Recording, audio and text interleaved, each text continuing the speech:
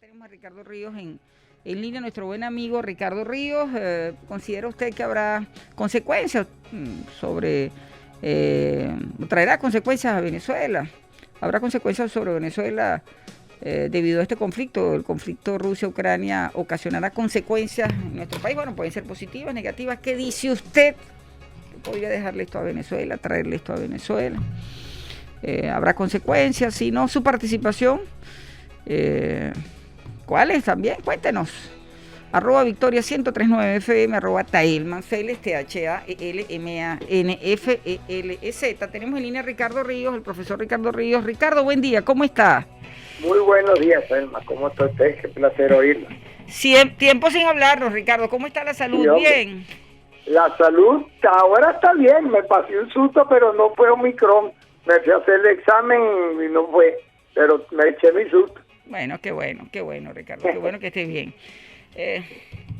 Tu visión, Ricardo, el mundo, hablábamos hace unos minutos con el doctor Antonio de la Cruz, el mundo está, como decimos en criollo, patas para arriba. El mundo y Venezuela no escapa a todo esto. No, es que ¿quién se escapa de una guerra nuclear? Nadie. Al comienzo del primero o al segundo día de la invasión de Rusia a Ucrania, publicaron un estudio de la Universidad de Princeton de la letalidad de un ataque nuclear. Aquello es espantoso porque aparte de que las cifras son horrendas, en los primeros 15 minutos 87,000 muertos, que en la segunda hora ya pasaba el 1,000,000, y después entonces se ponía una nube radioactiva y aquello no se iba a salvar a nadie, entonces las muertes colaterales iban a llegar a por 200 millones, incluían no sé cuántos campos que no iban a poder sembrar más nunca en los próximos 200 años. Claro. Entonces imagínate que ahí todo el mundo pone la... Sí, ojalá.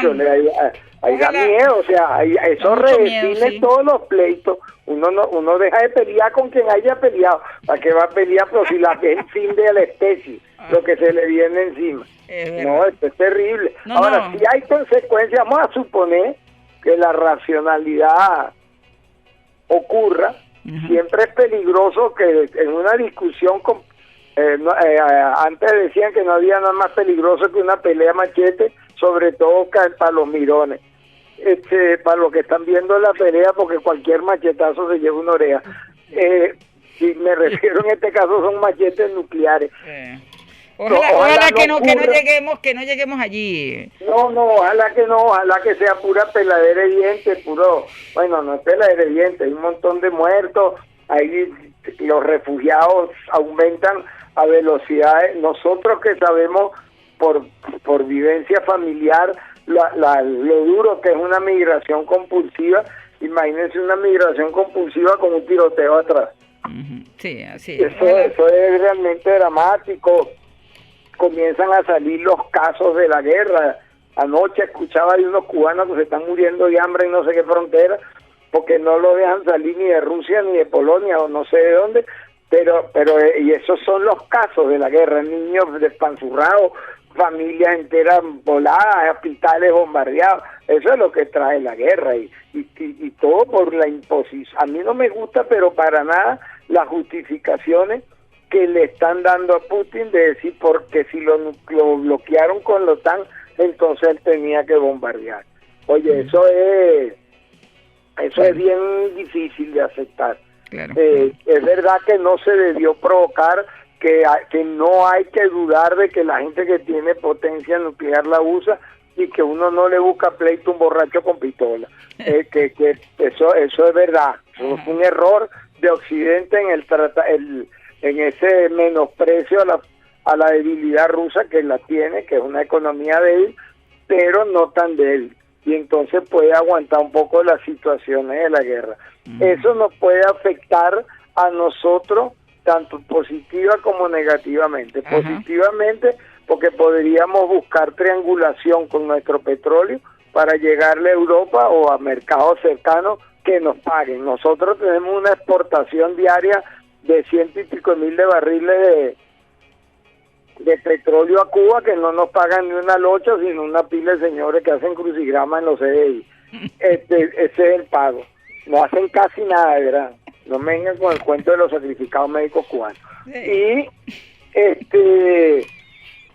Pero hay que meter barriles de petróleo en el negocio mundial. Ajá. Los rusos, los Estados Unidos le están bloqueando la compra y ellos van a necesitar petróleo para el invierno que viene. Entonces están tomando las previsiones.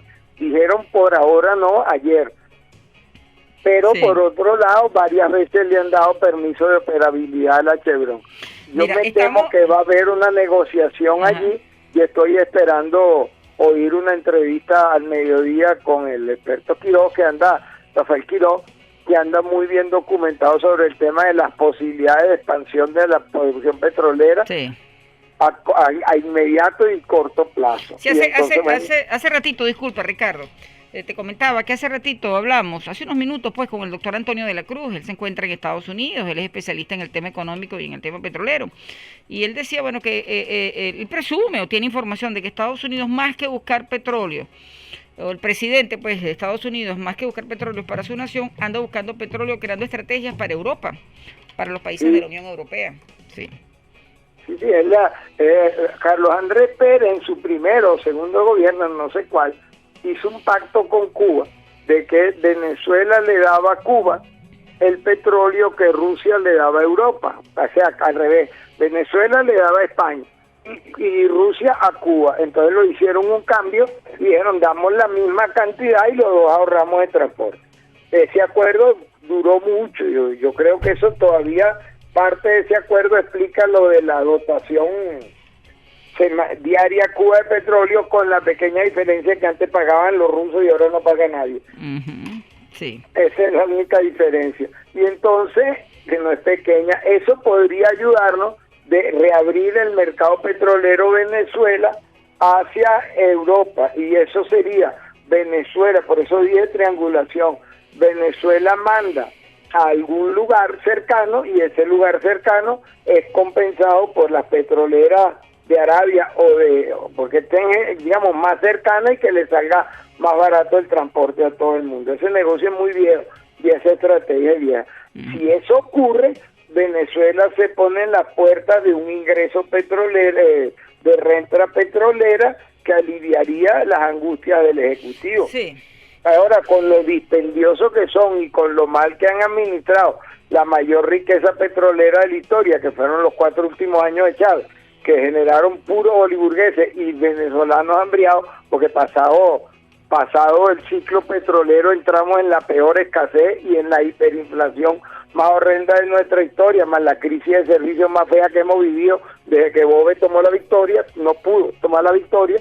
Entonces, pues uno más bien le da un poquito de angustia, porque no vayan otra vez a entrarle a saco a la renta petrolera y dejar un país con cada vez menos posibilidades de recuperación, otra vez extenuado económicamente. Entonces yo lo veo claro que me da tranquilidad y ojalá llegue dinero y lo podamos invertir en carretera y lo podamos invertir en insumos de hospitales y mejorar el salario a los maestros y a los médicos. Ojalá que tengamos un espacio de apertura económica para aliviarle la dura vida a los venezolanos, sobre todo en los últimos 4 o 5 años, que ha sido realmente dura. Muy difícil. Muy dura, y solo alguien muy mal de la cabeza puede decir, mejor, para que sufran, para que voten por Maduro. O sea, eso, salvo gente que lo hay, quienes dicen así.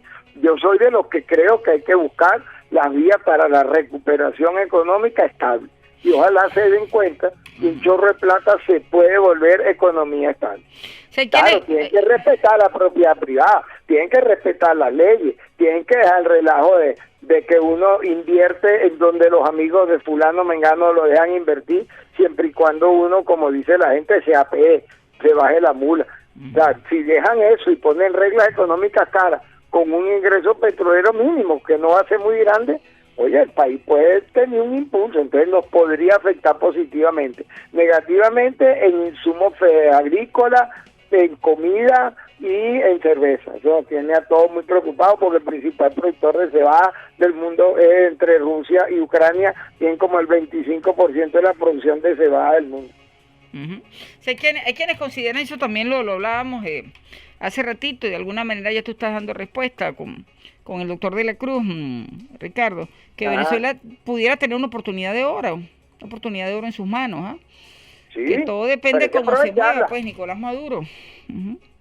Tiene que aprovecharla, no puede ser que entonces empiece ahora a guardar un poco de plata para campaña dispendiosa como esa que hizo Chávez con el corazón del pueblo, que gastó todo el presupuesto, que lo denunció el propio Giordani, el dineral que se gastó. Por cierto, un paréntesis, la frase con el corazón del pueblo es de Adolfo Hitler, así llegó al gobierno en una elección, cosa que se entera uno con eso. Bueno, esa campañita nos salió tan cara que no hubo recuperación económica posterior. Le quitó la capacidad de rearranque financiero al primer gobierno de Maduro. Imagínense si fue dispendioso esa campaña. Sí. Ojalá que... no se vayan por allá, ojalá se preocupen más por la gente, no lo han dado prueba de ello, y que no empiecen a regalar comida y ahora van a regalar blue jeans de marca en la caja clave y nada de esas necesidades populistas, sino consolidar economía, porque la economía estable con empleo decente es una de las claves para salir de la crisis. Sí. Y respeto a la propiedad privada hay que decírselo 1000 veces, porque se le sube la tentación de andar expropiando la batida. El tema del diálogo, Ajá. gobierno y oposición venezolana, ¿no? Que también ha habido, bueno, se ha podido conocer esto, porque oficial de haber algo, la señora Pisaki, que está apareciendo, jefa de prensa de la Casa Blanca, y ha dicho, bueno, mira, hasta ahora no está planteado comprarle petróleo a Venezuela, eso no es así, estamos en conversaciones con Colombia, o sea, claro, en este momento lo único que está claro es que vino una representación de Estados Unidos a Venezuela y se sentó con Nicolás Maduro, Jorge Rodríguez, Delcy Rodríguez. Se ha podido conocer también que allí estuvo el presidente de Chevron, pero por lo demás, bueno, comentarios van, comentarios vienen, análisis van. Uno de los presos de Figo. Sí, ajá, ok, eso, y bueno, y que después de la visita a Venezuela, Estados Unidos procedió a suspender la compra de petróleo a Rusia, pero, bueno, y Maduro, hacia allá iba, anunció que estaba dispuesto a sentarse de nuevo, pues, a reanudar el diálogo, gobierno y oposición. En su momento se leyó en México, han aparecido otras voces por allí que dicen, entre ellas, bueno, Diosdado Cabello en su condición del PSUV ha dicho, no, ¿quién dijo México? Puede ser en cualquier sitio, pero en definitiva, ¿cómo ves tú esto? ¿Crees que gobierno y oposición se pueden sentar de nuevo, Ricardo? Bueno, lo primero que tiene que sentarse es oposición con oposición, porque los vetos mutuos son muchos. La gente del G4 dice que los sectores de la alianza no son auténtica oposición, y entonces los sectores de la alianza dicen que el G4 no son venezolanos sino intermediarios de los americanos. Con ese intercambio de calificaciones, el primero que hay que sentar es a la oposición con la oposición, y el gobierno mirarlo ahí pelear para ver que llegan. Es urgente, hay muchas materias. Esta materia económica requiere de acuerdos de funcionamiento muy importantes, y requiere ahorita con la discusión del TCJ también hay que tener acuerdos de funcionamiento, porque sobre todo para el gobierno, el fortalecimiento institucional es clave para la confianza en la inversión, y eso en parte se lo va a dar la relación que tenga con la oposición en cuanto al respeto a la institucionalidad democrática en Venezuela. Esa es la gran fortaleza que tiene la oposición para pedir un diálogo, que yo no entiendo por qué tiene que ser en México, no lo entiendo, ni entiendo por qué tiene que ser con testigos. Pero bueno, pues será porque la vida así es complicada, porque nos hemos hecho trampa a todos, porque somos lo que somos y no caballeros, como decía Cantinflas. O sea, todo eso puede ser que esté ahí en el medio, pero la verdad es que ya para México, con un diálogo amparado por el Reino de Noruega, pues yo creo que eso vivió su etapa, y ahí salió el CNE, que todo el mundo le tiene más o menos confianza, y que permitió disminuir la abstención y ampliar la participación, y pues se darían pasos conducentes también en el TCJ y en el respeto a las reglas del juego. Eso requiere de diálogo, y ese diálogo debe ser más allá de los partidos políticos. La composición política del país cambió con las elecciones del 21 de noviembre y Barinas, hay nuevos protagonistas, hay nuevas mayorías y minorías, y los representantes tienen que ser redefinidos, obviamente. Y además tienen que ser convocados los gremios, tanto de profesionales como de propietarios, como de obreros, como la sociedad civil organizada, a las consultas pertinentes. La política de salud no puede ser dejada, por ejemplo, a un pacto con partidos políticos. La política de relanzamiento de la salud en Venezuela requiere de la consulta a la academia, a los gremios médicos, y que se pongan de acuerdo. Sí. Por poner un ejemplo. Y también, aunque nadie lo menciona, en el diálogo tienen que estar incluidos los gastos militares, porque los gastos militares en un país depauperado tienen que ser revisados. No es posible que el ejército sea una caja negra, como antes se acusaba a PDVSA, y un país con tantas necesidades esté previendo una guerra con su COI. Hablando de los gremios, nos queda un minuto. Ajá. No quiero dejar fuera las universidades. Tú eres docente universitario, eres profesor de la Universidad Central de Venezuela, hasta donde recuerdo. Sí. Bueno, se está haciendo un llamado a reiniciar clases semipresenciales en UCB, no sé en definitiva qué pasó con esto. Sí, bueno, a partir de hoy ya está corriendo un nuevo aumento salarial para los trabajadores de la administración pública. Bueno, el aumento es significativo cuando, como dice lo chistoso, el 100% de cero es cero, era muy poquito y subieron a un salario que todavía está como en el 10% del más bajo histórico antes de la crisis de la hiperinflación. Pero es un aumento, sin duda alguna es un aumento. Y las condiciones de acceso a la universidad, las condiciones sanitarias y las condiciones de funcionamiento, hay algunas que han mejorado, porque yo creo que las obras que le hicieron a la UCB son de envergadura, pero no lo suficiente para el rearranque, pues son ya 16 años con el mismo presupuesto.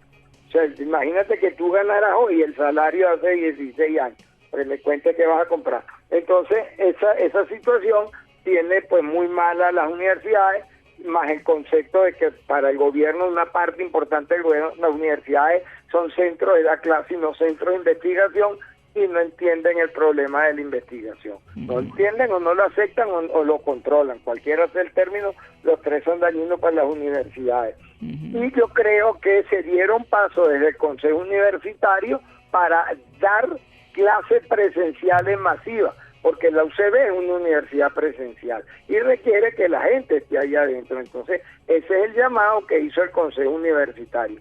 Queremos terminar de arreglar las cosas para que se dé clase. Por el momento se va a seguir combinando lo presencial con lo semipresencial, pero dándole el énfasis al retorno a las aulas.